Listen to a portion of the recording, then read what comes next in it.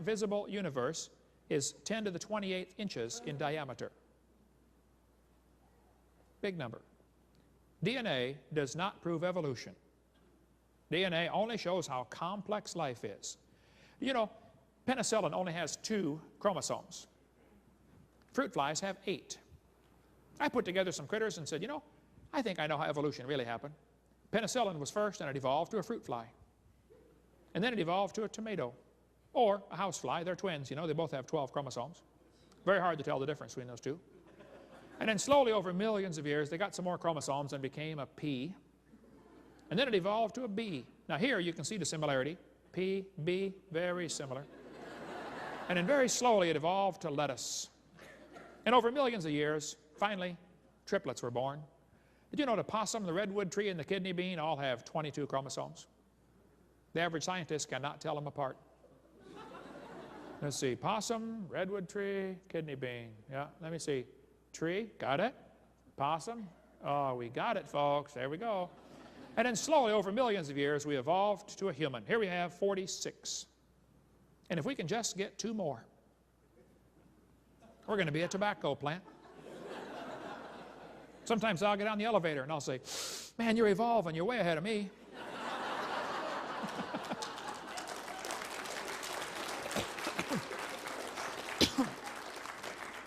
And of course, dogs and chickens are twins. Everybody knows that. They both have 78 chromosomes. And someday we might get enough chromosomes to be a carp.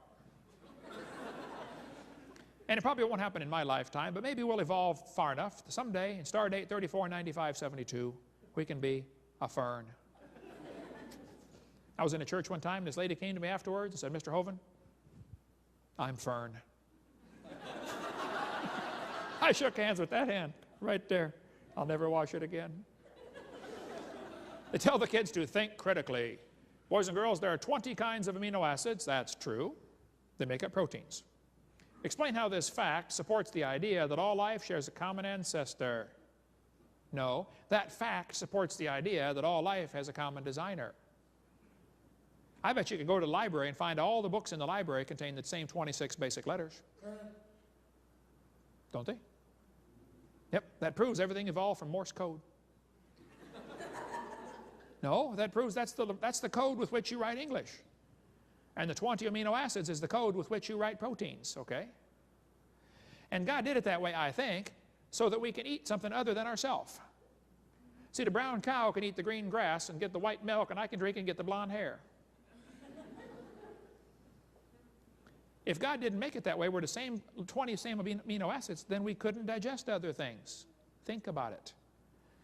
They tell the kids that the human and the chimpanzee are related. The human and the orangutan are 96% similar. That proves a common ancestor 15 million years ago. Well, this is baloney. Barney Maddox, the leading genome researcher, he said, the genetic difference between human and his nearest relative, the chimpanzee, is at least 1.6%. That doesn't sound like much, but calculated out, that's a gap of 48 million nucleotides, and a change of only 3 nucleotides is fatal to an organ animal. There is no possibility of change. Kids, when they tell you that you have proof for evolution because the human and the chimpanzee are similar DNA, they're confused or they're lying to you. Actually, they've now discovered the difference is much greater. It's now 95% similarity instead of 98.6. We've got tons of material on this on our website. The similarity between humans and chimps is much greater than they thought. I mean, the difference between the humans and chimps is much greater than they thought. Similar structures nearly always have similar plans, like DNA in this case. Similar bridges nearly always have similar blueprints. This hardly constitutes evidence that one sired the other or that they were erected by tornadoes. So what if we're similar to humans? You know, people have a pretty good understanding of how cars work. I've had 124 cars since I've been driving. Never had a new one. Always get a clunker and fix it up, you know. My daddy taught us boys how to work on cars. I rebuilt the motors, the transmissions, the wobbulator shafts, the muffler bearings, the high-speed Canootin valves.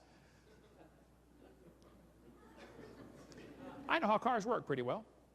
But understanding how a car works does not explain how it originated. Big difference. Just because you know the operation has nothing to do with the origination. Suppose your son turns 16, like my kids did years ago. Your son comes up one day and says, hey, Dad, I got my driver's license. Wow, son, let me see that thing. Ooh-wee, That's a lousy picture. It is a good likeness, though. He used to say, Dad, can I borrow the car? Well, son, listen, your mom and I knew this day was coming. We've been praying about this. We don't think you're ready for the whole car, son. The car is a complex machine. Did you know there are 3,000 bolts required to hold a car together, and one nut can scatter it all over the highway? The car is so complex, we decided we're going to let you slowly evolve into the car. This year, we're going to give you 10%. Next year, maybe a little more. Question. What good is 10% of a car? That's what you put in a junkyard, isn't it? How many things have to be right on a car to make it work? Like many, many thousands of things? How many things have to be wrong to make it stop working? Any one of thousands of things. Take a needle, stick it through 2 spark plug wires, trim it off, rough up the rubber. They'll never find that one. Pull the distributor cap, take a pencil, rub it around, put it back. That's a tough one to find. When somebody's getting married, pull out the coil wire, stick a doorbell wire in there, shove it back, take the doorbell wire through the firewall, and weave it through the fabric of the front seat. They're getting ready to go on their honeymoon, you know, hit that, bam, ooh, wow. Don't get me started. We can go for hours. I like working on cars. Folks, complex things require a designer. And yet they tell the kids that humans and chimpanzees are similar. There are thousands of differences. But even if there are some similarities, so what? If you think the percentage of similarity proves something, let me show you the research I've been doing. I've discovered that clouds are 100% water. Water